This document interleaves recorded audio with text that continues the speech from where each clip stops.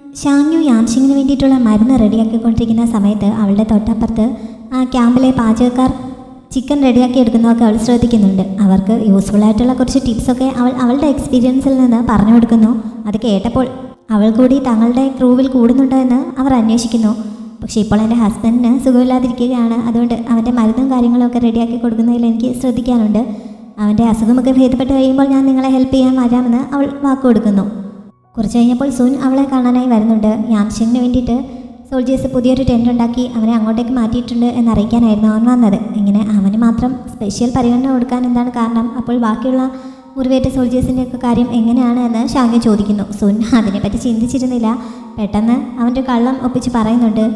ഷാങ്യു മുമ്പ് മാർക്കിസിനെ ഹെൽപ്പ് ചെയ്യാൻ വേണ്ടി ആ ചാരന്മാരെ കൊന്നിരുന്നല്ലോ, അതിനുള്ള റിവാർഡായിട്ടാണ് ഇവനിങ്ങനെ സ്പെഷ്യൽ പരിഗണന നൽകുന്നതെന്ന് സുൻ പറഞ്ഞൊപ്പിക്കുന്നു.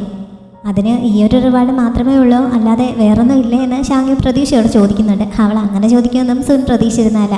തൽക്കാലം കയ്യിലുണ്ടായിരുന്ന ഒരു വെള്ളി നാണയം എടുത്ത് അവൻ അവൾക്ക് കൊടുക്കുന്നുണ്ടെങ്കിലും ഇത്രയേ ഉള്ളൂ എന്നാണ് ഷാങ്യു ചോദിക്കുന്നത്. അതോടെ അവന് തൻ്റെ കൈവശമുണ്ടായിരുന്ന പണം മുഴുവനായിട്ട് അവൾക്ക് നൽകേണ്ടി വരുന്നു. മാർക്കിസ് ഈ വിവരം അറിഞ്ഞപ്പോൾ അവൾക്ക് വേണ്ടി നൽകിയതാണ്, അവളുടെ ടീം അംഗങ്ങൾക്ക് മുഴുവൻ ഷെയർ ചെയ്ത് കൊടുത്തോളാനൊക്കെ അവൻ മനസ്സോടെ പറയുന്നുണ്ട്. കയ്യിലെ കാശ് പോകുന്നതിൻ്റെ വിഷമം അവന് നന്നായിട്ടുണ്ട്, പക്ഷേ അത് പുറമെ കാണിക്കുന്നില്ല. അവിടെ നിന്ന് തിരികെ പോകുമ്പോൾ എത്രയും പെട്ടെന്ന് യാൻഷിങ്ങിനെ കണ്ടുപിടിച്ച് തനിക്കിപ്പോഴുണ്ടായ നഷ്ടം നികത്തണമെന്ന് പറഞ്ഞുകൊണ്ടാണ് സുൻ പോകുന്നത്. ഈ സോൾജേഴ്സിനൊക്കെ ട്രീറ്റ് ചെയ്യാൻ ശരിക്കുള്ള മരുന്നൊന്നും ഇല്ലാത്തതുകൊണ്ട് പ്രിൻസസ് ഇപ്പോൾ കുറേ മരുന്നുകളൊക്കെ ടെസ്റ്റ് ചെയ്ത് പുതിയൊരു മരുന്ന് ഡെവലപ്പ് ചെയ്തിരിക്കുകയാണ്. അതുമായിട്ട് അവൾ യാൻഷിങ്ങിൻ്റെ അടുത്ത് നിന്ന് അത് അവന് നൽകുന്നു. അത് ഉപയോഗിച്ച് കഴിഞ്ഞാൽ അവൻ്റെ മുറിവൊക്കെ പെട്ടെന്ന് ഉണങ്ങുമെന്നും അവൾ പറയുന്നുണ്ട്. അവളിങ്ങനെ ഇത്ര കഷ്ടപ്പെട്ട് തങ്ങൾക്ക് വേണ്ടി ജോലി ചെയ്യുന്നതിന് അവൻ പ്രത്യേകം നന്ദി പറയുന്നു. പക്ഷേ ഇത് തൻ്റെ ഡ്യൂട്ടിയാണ് എന്ന് പറഞ്ഞ് അവളത് തള്ളിക്കളയുന്നു. എന്നിട്ട് അവൻ്റെ അടുത്ത് ചെന്നിരുന്നിട്ട് ഷാങ്യുവിനെ എന്തിനാണ് ഇങ്ങനെ പറ്റിക്കുന്നത്? അവളൊരു സാധാരണക്കാരിയാണെങ്കിലും അവളിങ്ങനെ പറ്റിക്കപ്പെടുന്നത് എനിക്ക് സഹിക്കാൻ പറ്റുന്നില്ല. എപ്പോഴാണ് നിൻ്റെ മാർക്കിസ് ആണെന്നുള്ള ഐഡൻറ്റിറ്റി നീ അവളോട് പറയാൻ പോകുന്നത് എന്നൊക്കെ പ്രിൻസസ് അവളോട് ചോദിക്കുന്നു.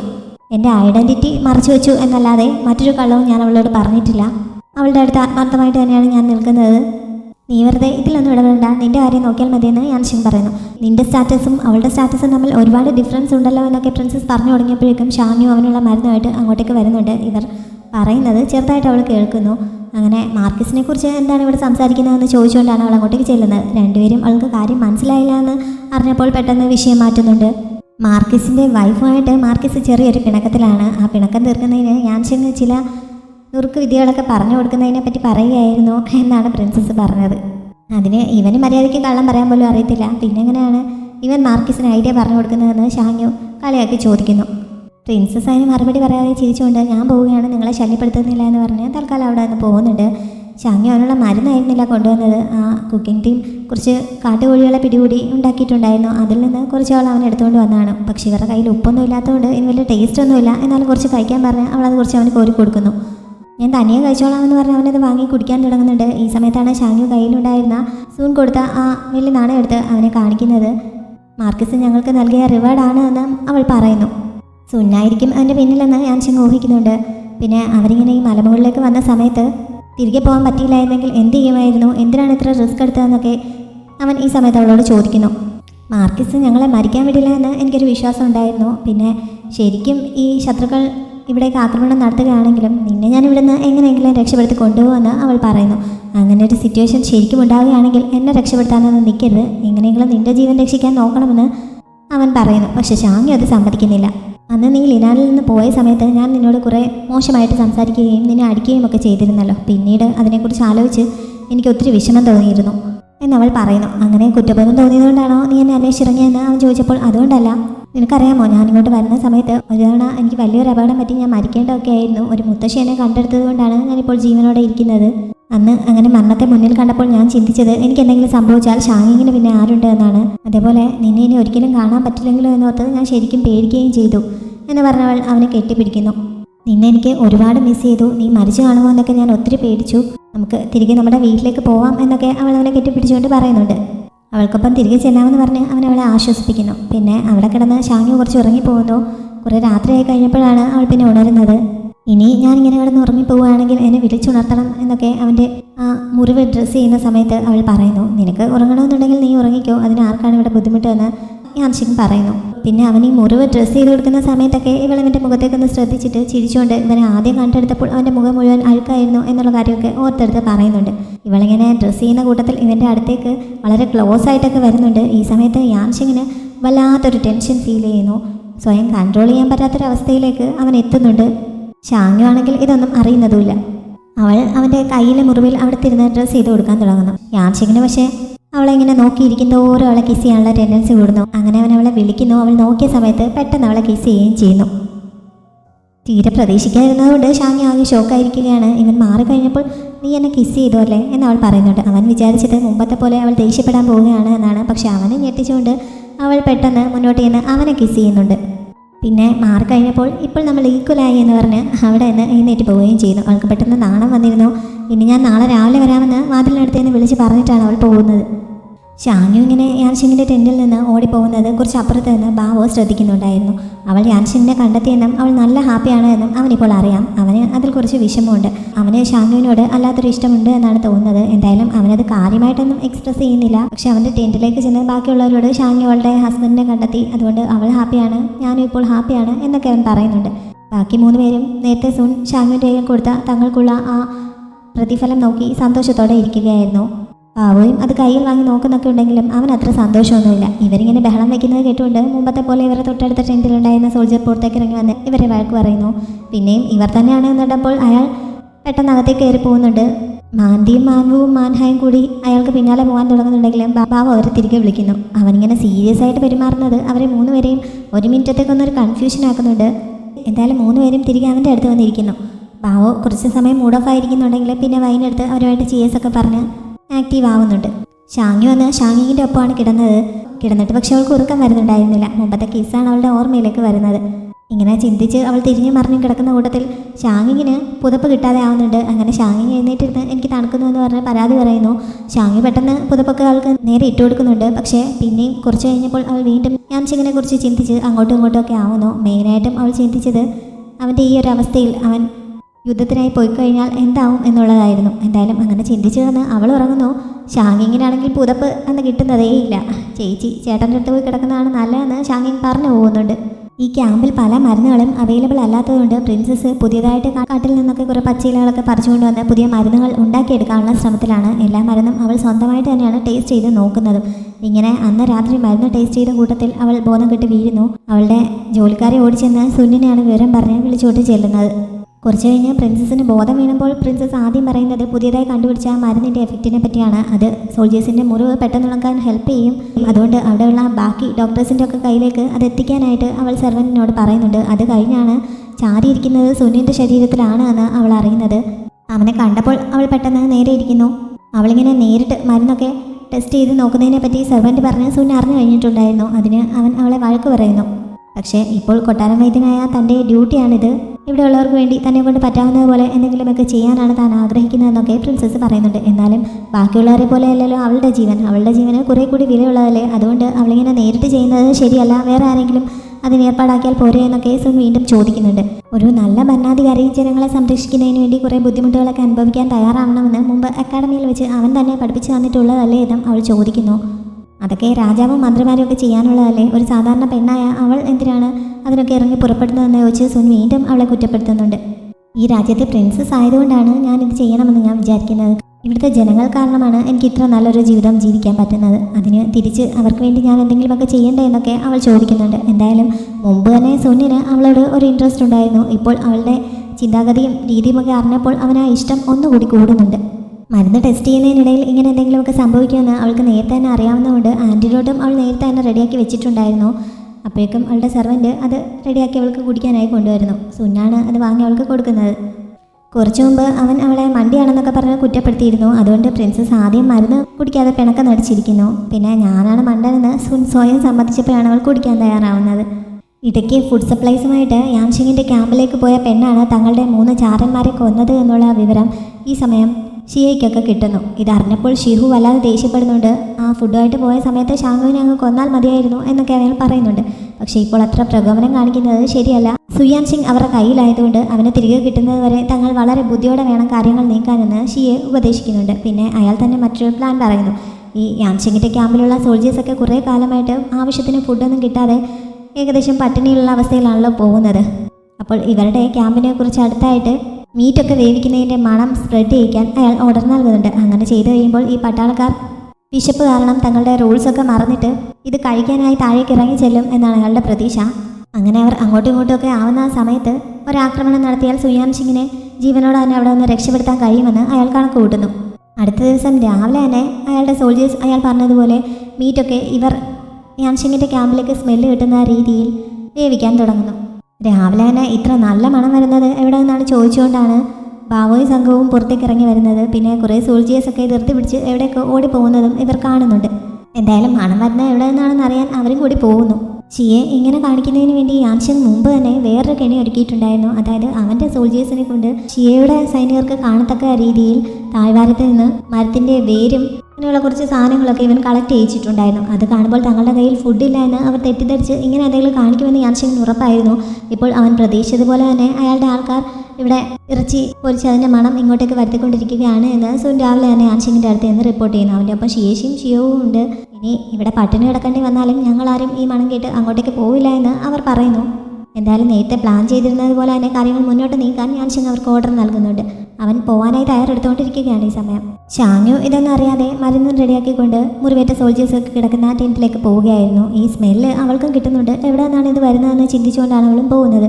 അവൾ ചെല്ലുമ്പോൾ ആ ടെൻറ്റിൽ ചെറിയ പരിക്കുകളോടൊക്കെ ഉണ്ടായിരുന്ന സോൾജേഴ്സ് എല്ലാം യുദ്ധത്തിന് തയ്യാറെടുത്ത് പുറപ്പെട്ട് പോകുന്നുണ്ട്. അങ്ങനെ അന്വേഷിച്ചപ്പോഴാണ് ശത്രുക്കൾ ഇങ്ങനെ ഒരു നീക്കം നടത്തുന്നതിനാൽ ഇവിടെ ചെറിയ രീതിയിൽ പരിക്ക് പറ്റിയ ആൾക്കാരെയെല്ലാം ഇപ്പോൾ വിളിച്ചിരിക്കുകയാണ്. അവരെല്ലാം യുദ്ധത്തിന് തയ്യാറെടുത്ത് പോയിരിക്കുകയാണ് എന്നൊക്കെ അവൾ അറിയുന്നത്. അവിടെ നിൽപ്പുണ്ടായിരുന്ന പ്രിൻസസ് ഇത് കേൾക്കുന്നുണ്ടായിരുന്നു. യാൻഷങ്ങും ഇപ്പോൾ പോയിട്ടുണ്ടാവുമെന്ന് അവൾക്കറിയാം. അതുകൊണ്ട് ഇവർ എങ്ങോട്ടേക്കാണ് പോകുന്നതെന്ന് അറിയാമോ എന്ന് അവൾ അവിടെ ഉണ്ടായിരുന്ന ഒരാളോട് ചോദിക്കുന്നു. ഇങ്ങനെ മിലിറ്ററി സീക്രട്സ് ഒന്നും ചോദിക്കുന്നത് ശരിയല്ല എന്ന് പറഞ്ഞുകൊണ്ട് പ്രിൻസസ് അവളുടെ അടുത്തേക്ക് ചെല്ലുന്നു.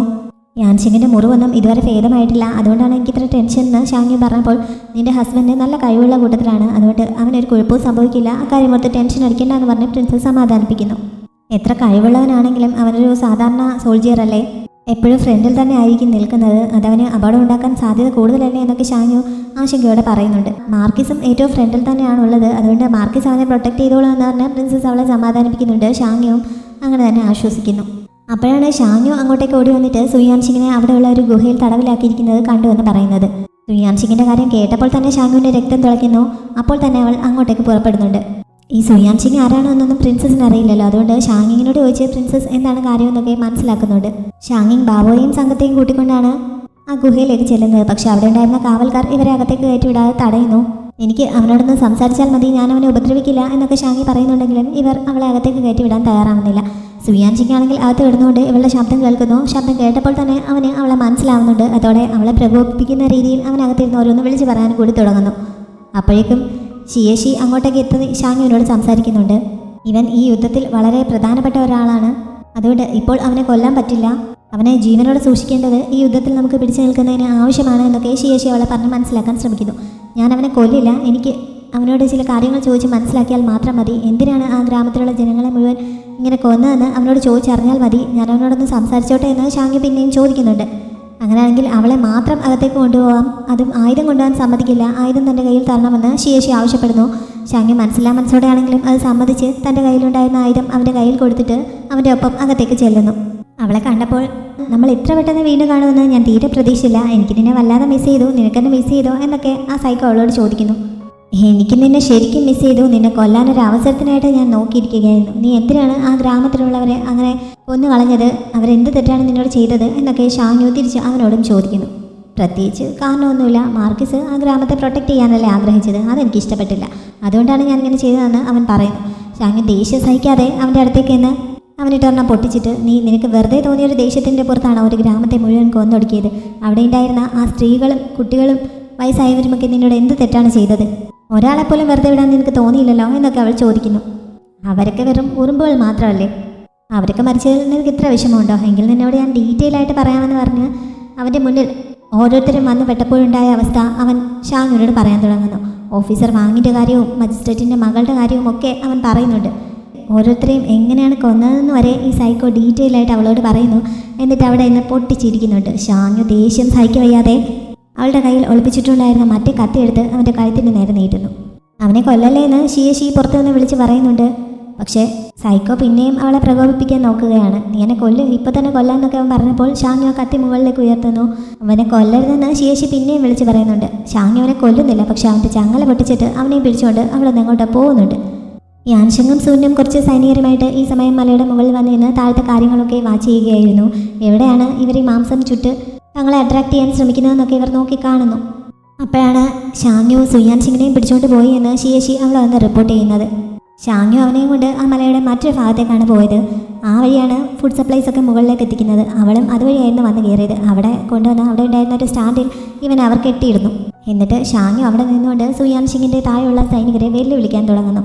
നീയൊക്കെ കണ്ണു തുറന്ന് നോക്കടാ, നിൻ്റെയൊക്കെ രാജാവ് ഇപ്പോൾ എൻ്റെ കയ്യിലാണ്, നിനക്കൊക്കെ ധൈര്യമുണ്ടെങ്കിൽ അവനെ രക്ഷിക്കാൻ നോക്ക് എന്നൊക്കെ പറഞ്ഞാണ് അവൾ വെല്ലുവിളിക്കുന്നത്. ഇങ്ങനെ ഇവളവിടെ നിന്ന് വിളിച്ച് പറയുന്നത് യാൻഷങ്ങും സംഘവും കേൾക്കുന്നുണ്ട്. ഇത് ഷാങ്യോ തന്നെ ആണോ എന്ന് സുൻ വിശ്വാസം വരാതെ യാൻഷങ്ങിനോട് ചോദിക്കുന്നു. അവൻ പക്ഷേ ഷാങ്യോ ഇങ്ങനെ കാണിക്കുന്നതിൽ കുറച്ച് ദേഷ്യത്തിലാണ്.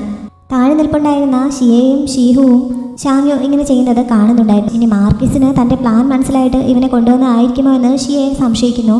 ഇപ്പോൾ തന്നെ അവരെ അറ്റാക്ക് ചെയ്താലോ എന്ന് ഷിഹു ചോദിക്കുന്നുണ്ട്. പക്ഷേ അങ്ങനെ പെട്ടെന്നൊരു ആക്രമണം നടത്തുന്നത് ശരിയാവില്ല. മാർക്കിസിന് വേറെ എന്തെങ്കിലുമൊക്കെ പ്ലാൻ കാണാൻ സാധ്യതയുണ്ട്. അതുകൊണ്ട് ഞാൻ ഒരു ടീമിനെയും കൂട്ടി ഈ മലയുടെ മറുഭാഗത്തേക്ക് പോവാം, അവിടുത്തെ കാര്യങ്ങൾ നിരീക്ഷിക്കാം. നീ കുറച്ച് പേരെയും കൊണ്ട് ഇവിടെ വെയിറ്റ് ചെയ്യാൻ ഷിയെ ഷിഹുവിനോട് പറയുന്നു. അങ്ങനെ ചെറിയൊരു ടീമിനെയും കൊണ്ട് പുറപ്പെടുന്നതിന് വേണ്ടിയിട്ട് ഷിയെ ബാക്കിയുള്ള സൈനികർക്ക് സിഗ്നൽ നൽകുന്നു. ആ സൗണ്ട് യാൻഷിങ്ങൊക്കെ കേൾക്കുന്നുണ്ട്. സുയാൻഷിങ്ങും ഇത് കേൾക്കുന്നു. എൻ്റെ സൈനികർ ഇപ്പോൾ വരും, പിന്നെ നിങ്ങൾക്ക് ഇവിടെ നിന്ന് രക്ഷപ്പെടാൻ പറ്റില്ല. നിങ്ങളുടെ ജീവൻ വേണമെങ്കിൽ എൻ്റെ അടുത്ത് ഇപ്പോൾ തന്നെ മാപ്പ് പറയാൻ തുടങ്ങിക്കോ എന്നൊക്കെ അവൻ അഹങ്കാരത്തോടെ വിളിച്ച് പറയുന്നുണ്ട്. ഷിയെ ഇങ്ങനെ ചെറിയൊരു ടീമിനെയും കൊണ്ട് പടിഞ്ഞാറ് ഭാഗത്തേക്ക് നീങ്ങുന്നത് യാൻഷിങ്ങും സുനും ഒക്കെ കാണുന്നു. ഇത് കണ്ടപ്പോൾ ഇയാൾ എന്താണ് പ്ലാൻ ചെയ്തിരുന്നതെന്ന് യാൻഷിങ്ങിന് മനസ്സിലാകുന്നുണ്ട്. ഇങ്ങനെ താഴെ വെച്ച് മാംസമൊക്കെ പൊരിച്ച് മണം അടുപ്പിച്ച് തങ്ങളെ അങ്ങോട്ടേക്ക് വിളിച്ചു വരുത്തിയിട്ട് മറുഭാഗത്തോടെ അറ്റാക്ക് ചെയ്യാനായിരുന്നു അയാളുടെ പ്ലാൻ എന്ന് അവൻ സുനിനോട് പറയുന്നു. ഇവിടെ ബാവോയും അവൻ്റെ ടീമും കൂടി സുയാൻ സിംഗിനെ ശരിക്കും പെരുമാറാൻ തുടങ്ങിയിരുന്നു. അവൻ കാരണം കൊല്ലപ്പെട്ട തങ്ങളുടെ പ്രിയപ്പെട്ടവരുടെ ഓരോരുത്തരുടെയും പേര് പറഞ്ഞ് അവർ ഓരോരുത്തരും മാറി മാറി അവനെ പെരുമാറുന്നുണ്ട്. പക്ഷെ അവരുടെ കയ്യിൽ നിന്ന് എത്ര തലകൊണ്ടിട്ടും അവനൊരു കൂസലില്ലാത്തതുപോലെ പിന്നെയും അവരെ പ്രകോപിപ്പിക്കുന്ന രീതിയിൽ ഓരോന്ന് പറയുകയാണ്. അവസാനം ഷാങ്യു തന്നെ നേരിട്ട് വന്ന് അവനെ തല്ലാൻ തുടങ്ങുന്നു. ഷാങ്യു ഇങ്ങനെ എടുത്തു ചാടി ഇപ്പോൾ പെരുമാറിയിരിക്കുന്നത് മണ്ടത്തരമാണെങ്കിലും എന്തായാലും ഭാഗ്യം കൊണ്ട് ഇത് ശത്രുക്കളുടെ മർമ്മസ്ഥാനത്ത് തന്നെ കൊണ്ടിരിക്കുകയാണ് എന്ന് സുന്നി സമയം യാൻഷിങ്ങിനോട് പറയുന്നുണ്ട്. ഇങ്ങനെ പ്രതീക്ഷിക്കാത്ത രീതിയിൽ തങ്ങളുടെ ഭാഗത്ത് നിന്നൊരു റിയാക്ഷൻ വന്നപ്പോൾ എങ്ങനെ പ്രതികരിക്കണമെന്ന് ഷിയയ്ക്ക് അറിയാൻ വയ്യാത്ത അവസ്ഥയാണ്. അതുകൊണ്ടായിരിക്കണം അയാളിപ്പോൾ ഇങ്ങനെ ചെറിയൊരു സംഘത്തെയും കൊണ്ട് മറുവശത്തേക്ക് പോകുന്നതെന്നൊക്കെ അവൻ പറയുന്നു. ഷാങ്യു തല്ലിയിട്ടും സുയാൻ സിംഗിന് ഒരു കൂസലുമില്ല. നീ എന്നെ തല്ലിക്കോ, നിന്റെ കൈ കൊണ്ട് തല്ലുകൊള്ളാൻ എനിക്ക് ഇഷ്ടമാണ് എന്നൊക്കെ അവൻ പറഞ്ഞുകൊണ്ടിരിക്കുകയാണ്. അങ്ങനെ അവനെ ഇങ്ങനെ ഉപദ്രവിച്ചിട്ട് കാര്യമില്ലെന്ന് മനസ്സിലാവുന്നതുകൊണ്ട് അവൻ്റെ വാ കെട്ടാൻ ഷാങ്യു പറയുന്നു. മാൻവു അവൻ്റെ ബെൽറ്റ് ഊരിയാണ് അവൻ്റെ വാ കെട്ടാനായി എടുക്കുന്നത്. ഞാൻ കുളിച്ചിട്ട് 5 ദിവസമായി, അതുകൊണ്ട് ചെറിയ സ്മെല്ലൊക്കെ കാണും, ഒന്ന് അഡ്ജസ്റ്റ് ചെയ്തേക്കണം എന്നൊക്കെ പറഞ്ഞുകൊണ്ടാണ് അവനിത് സുയാൻ സിംഗിൻ്റെ വായിൽ കെട്ടുന്നത്. സുയാൻ സിംഗിനെ ജീവനോടെ തിരികെ വേണമെങ്കിൽ നിങ്ങളുടെ കൈവശമുള്ള ഫുഡും മീറ്റുമൊക്കെ ഞങ്ങൾക്ക് നൽകണമെന്ന് ഷാങ്യു ഈ സമയം താഴെ ഉണ്ടായിരുന്നവരോട് വിളിച്ച് പറയുന്നു. അവൾ തനിച്ച് പറഞ്ഞിട്ട് അവർ കേൾക്കുന്നില്ല എന്ന് തോന്നിയപ്പോൾ ബാക്കി 4 പേരും കൂടി അവളുടെ അടുത്തേക്ക് വന്ന് അവരെല്ലാവരും കൂടി ഇങ്ങനെ ഒരുമിച്ച് വിളിച്ച് പറയുന്നുണ്ട്. അങ്ങനെ താഴെ നിൽപ്പുണ്ടായിരുന്ന ഷിഹുവും മറ്റൊരു ഭാഗത്തേക്ക് പോയിക്കൊണ്ടിരുന്ന ഷിയയും അതേപോലെ യാൻഷങ്ങും സുനും എല്ലാം ഇത് കേൾക്കുന്നു. കാര്യങ്ങൾ മുൻകൂട്ടി കാണാൻ എനിക്ക് അത്യാവശ്യം നല്ല കഴിവുണ്ടെന്നാണ് ഞാൻ ഇത്രയും നാൾ കരുതിയിരുന്നത്. പക്ഷെ നിന്റെ ഭാര്യ ഇങ്ങനെയൊക്കെ പെരുമാറുമെന്ന് ഞാൻ ഒട്ടും പ്രതീക്ഷിച്ചിരുന്നില്ല എന്ന് സുൻ യാൻഷങ്ങിനോട് പറയുന്നുണ്ട്. കുറച്ച് സൈനികരോട് അവിടെ തനിക്കൊപ്പം നിൽക്കാൻ പറഞ്ഞിട്ട് ബാക്കിയുള്ളവർ സുന്നിനെയും കൊണ്ടുപോയി ഇവർക്ക് ബാക്കപ്പ് കൊടുക്കാനായിട്ട് എത്രയും പെട്ടെന്ന് പോകാൻ യാൻഷങ് ഈ സമയം ഓർഡർ നൽകുന്നുണ്ട്. ബാവോയും ബാക്കിയുള്ളവരും മാറി മാറി കുറേ നേരമായിട്ട് സുയാൻഷിങ്ങിനെ തല്ലുകയാണല്ലോ. അതേപോലെ താഴെ നിന്ന് ഫുഡും മീറ്റും ഒക്കെ തരാൻ ഇവർ വിളിച്ച് പറയുന്നുണ്ട്. കുറേ സമയമായിട്ടും പ്രതികരണമൊന്നും ഇല്ലാതായപ്പോൾ തങ്ങളുടെ ട്രാക്ക് ഒന്ന് മാറ്റിപ്പിടിക്കാൻ ഷാങ്യു തീരുമാനിക്കുന്നു. നിങ്ങളുടെ കയ്യിൽ ഇതല്ലാതെ വേറെ ട്രിക്കൊന്നും ഇല്ലേ എന്ന് അവർ ബാവോയോടൊക്കെ ചോദിക്കുന്നുണ്ട്. അങ്ങനെ അവരൊരു പുതിയ അടവ് എടുക്കുന്നു. സുയാൻ സിംഗിനെ കുറിച്ച് മുന്നോട്ട് നീക്കി എടുത്തിട്ട് അവൻ്റെ ഡ്രസ്സൊക്കെ അവർ ഊരി മാറ്റാൻ തുടങ്ങുന്നുണ്ട്. തങ്ങളുടെ ലീഡറിനെ ഇങ്ങനെ അപമാനിക്കുന്നത് എന്തായാലും താഴെയുള്ളവർ കണ്ടു നിൽക്കില്ല എന്നാണ് ഇവർ പ്രതീക്ഷിക്കുന്നത്. ഇത് കണ്ടപ്പോൾ ഷിയെ ഒന്ന് പതറുന്നുണ്ട്. കാരണം ജീവൻ പോയാലും മാനം പോകുന്നത് ഒരു സോൾജിയറിന് സഹിക്കാൻ പറ്റില്ല എന്നാണ് അദ്ദേഹത്തിൻ്റെ പക്ഷം. ഇത്രയൊക്കെ ആയിട്ടും ഇവരുടെ ഭാഗത്ത് നിന്ന് റിയാക്ഷനൊന്നും ഇല്ലാത്തതുകൊണ്ട് ഷാങ്യു കുറച്ചുകൂടി കടുത്ത രീതിയിൽ തൻ്റെ കത്തിയെടുത്ത് സുയാൻ സിംഗിൻ്റെ നേർക്ക് നീട്ടിയിട്ട് ഇനി നിങ്ങൾ താമസിക്കുകയാണെങ്കിൽ നിങ്ങളുടെ കിരീടാവകാശിക്ക് ഒരു കുട്ടി ഉണ്ടാവില്ല എന്ന് പറഞ്ഞ് ഭീഷണിപ്പെടുത്തുന്നു. അവൻ്റെ മെയിൻ ഓർഗൻ ചെത്തിക്കളയുമെന്നാണ് അവൾ പറയുന്നത്. അത് സുയാൻ സിംഗിനെ കുറച്ച് പേടിപ്പിക്കുന്നുണ്ട്. ഷിയയും ഒന്ന് കുലുങ്ങുന്നു. മതിയാക്കാൻ അവൻ വിളിച്ച് പറയുന്നുണ്ട്. എന്നിട്ട് അവർക്കുള്ള ഫുഡ് നൽകാനും ഓർഡർ നൽകുന്നു.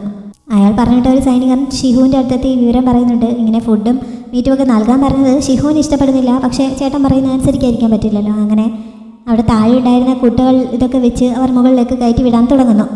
കുറേ ഫുഡൊക്കെ മുകളിലെത്തുന്നുണ്ട്. അപ്പോഴേക്കും സുയാൻ സിംഗ് ഒരു വിധത്തിൽ അവൻ്റെ വായിലുണ്ടായിരുന്ന ബെൽറ്റ് കടിച്ച് മാറ്റിയിട്ട് മാർക്കിസ് ഇവിടെ ഇല്ല, അതുകൊണ്ട് എൻ്റെ കാര്യം നോക്കണ്ട, നിങ്ങൾ അവരെ അറ്റാക്ക് ചെയ്തോളാൻ വിളിച്ച് പറയുന്നുണ്ട്. ഷിഹു ഇത് കേൾക്കാനായിട്ട് വെയിറ്റ് ചെയ്ത് നിന്നതുപോലെയായിരുന്നു അവൻ. അപ്പോൾ തന്നെ ഇവരെ അറ്റാക്ക് ചെയ്യാൻ തുടങ്ങുന്നു. അങ്ങനെ അവരുടെ കൂടെ ഉണ്ടായിരുന്ന സൈനികർ ഷൂട്ട് ചെയ്യാൻ തുടങ്ങുന്നു. യാൻഷങ് അയച്ച കുറച്ച് ബാക്കറ്റ് സൈന്യം അവിടെ നിൽപ്പുണ്ടായിരുന്നതിനാൽ അവരും വേഗം തിരിച്ച് അറ്റാക്ക് ചെയ്യാൻ തുടങ്ങുന്നുണ്ട്.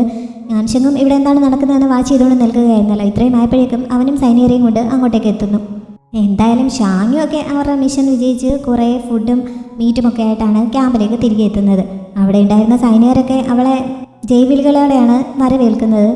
തങ്ങളിങ്ങനെ വീണ്ടും വലിയൊരു നല്ല കാര്യം ചെയ്തിരിക്കുകയാണല്ലോ, അതുകൊണ്ട് മാർക്കിസ് ഉറപ്പായിട്ടും ഇതിന് തങ്ങളെ അഭിനന്ദിക്കും, സമ്മാനം തരും എന്നൊക്കെ ബാബുവും ബാക്കിയുള്ളവരും പ്രതീക്ഷിക്കുന്നു. അവർ ഷാങ്ങുവിനോട് ഇത് പറഞ്ഞുകൊണ്ട് നിൽക്കുമ്പോഴാണ് ഷിയേഷി അവരുടെ അടുത്തേക്ക് വന്നിട്ട് മാർക്കിസ് അവരെ കാണാൻ വിളിക്കുന്നുണ്ട് എന്ന് പറയുന്നത്.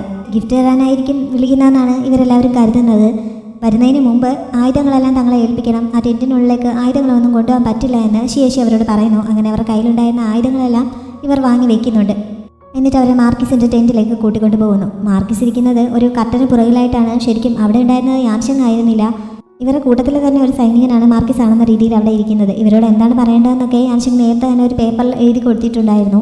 തങ്ങൾ ചെയ്ത നല്ല കാര്യത്തിന് അവാർഡും പ്രതീക്ഷിച്ചെന്ന ഷാങ്യുവിനൊക്കെ നിരാശരാവേണ്ടി വരുന്നുണ്ട്. മിലിറ്ററി ഓർഡർ ഇല്ലാതെ സ്വന്തം ഇഷ്ടപ്രകാരം ഇങ്ങനെയൊക്കെ ചെയ്തതിന് അവരെ പണിഷ് ചെയ്യുന്നതിനാണ് വിളിപ്പിച്ചതെന്ന് അവരറിയുന്നു. സ്വന്തം ഇഷ്ടപ്രകാരമാണ് പ്രവർത്തിച്ചതെങ്കിലും തങ്ങളൊരു സംഭാവന നൽകിയിരിക്കുകയല്ലേ, അതുകൊണ്ട് പണിഷ്മെൻറ്റിൽ നിന്ന് ഒഴിവാക്കിക്കൂടെ എന്ന് ഷാങ്യു ചോദിക്കുന്നുണ്ട്. നിങ്ങൾ മിലിറ്ററി ക്യാമ്പിലായതുകൊണ്ട് ഇവിടുത്തെ റൂൾസ് അനുസരിച്ച് തന്നെ പ്രവർത്തിക്കാൻ പറ്റുകയുള്ളൂ. ഇന്ന് നിങ്ങളെ ശിക്ഷിച്ചില്ലെങ്കിൽ ഭാവിയിൽ ഇതിനേക്കാൾ വലിയ തെറ്റ് നിങ്ങൾ ചെയ്യുമെന്നൊക്കെ യാൻഷങ് നേരത്തെ തന്നെ എഴുതി കൊടുത്തിട്ടുണ്ടായിരുന്നത് അവിടെ ഇരിപ്പുണ്ടായിരുന്ന ആ ജനറൽ വായിച്ച് കേൾപ്പിക്കുന്നു. എങ്കിൽ തന്നെ മാത്രം ശിക്ഷിച്ചാൽ മതി, ബാക്കിയുള്ളവരെ ശിക്ഷിക്കരുതെന്ന് ഷാങ്യു പറയുന്നുണ്ട്. പക്ഷേ ബാക്കി 4 പേരും അത് സമ്മതിക്കുന്നില്ല. ഞങ്ങളെല്ലാവരും കൂടിയാണ് ഈ തെറ്റ് ചെയ്തത്, അതുകൊണ്ട് ശിക്ഷിക്കുകയാണെങ്കിൽ ഞങ്ങളെല്ലാവരെയും ഒരുമിച്ച് ശിക്ഷിച്ചാൽ മതിയെന്ന് എല്ലാവരും കൂടി പറയുന്നു. അപ്പോഴേക്കും യാൻഷങ് ഷാങ്യുവിൻ്റെ ഹസ്ബൻഡ് എന്ന രീതിയിൽ അങ്ങോട്ടേക്ക് വന്ന് അവർക്കൊപ്പം ഇരുന്നിട്ട് എൻ്റെ ഭാര്യ ചെയ്ത തെറ്റിന് എന്നെ ശിക്ഷിച്ചോളാൻ പറയുന്നുണ്ട്. നീ എന്തിനാണ് ഇങ്ങോട്ട് വന്നത്, നിനക്ക് പരിക്ക് പറ്റിയിരിക്കുകയല്ലേ, ഇത് ഞാൻ നോക്കിക്കോളാമെന്ന് ഷാങ്യു പറയുന്നുണ്ടെങ്കിലും അവൻ കേൾക്കുന്നില്ല. അപ്പോഴേക്കും ഇവൻ നേരത്തെ എഴുതി കൊടുത്തിരുന്ന അനുസരിച്ച് എന്ത് പണിഷ്മെൻറ്റാണ് അവർക്ക് നൽകുന്നതെന്ന് അവിടെ ഇരിപ്പുണ്ടായിരുന്ന ആൾ വായിക്കുന്നു.